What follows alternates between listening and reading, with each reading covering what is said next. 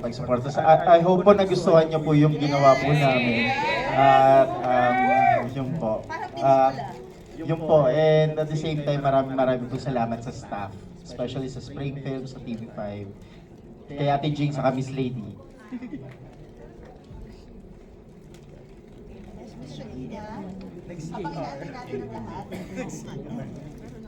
Nagustuhan niyo po ba? Oo. Patikim pa lang po yun.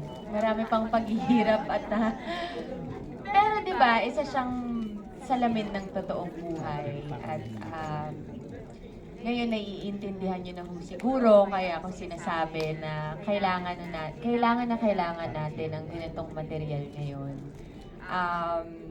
Hindi rin naman siya preachy, di ba? Kasi nakikita nyo rin na yung human side, yung mga hindi gumagawa masyado ng maganda, pero naiintindihan natin kung saan ang pinanggagalingan nila. So, we need your help to spread the word.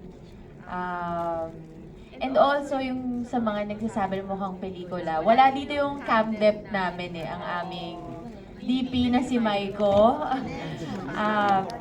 Kasalukuyang rumaraket dahil naiintindihan naman po natin, mas importante ang racket. Pero dahil po yun sa mga taong bumubuo ng teleserye namin, kaya maganda ang quality. And isa yun sa mga ikinakikilig ko at ikinapaproud ko, syempre.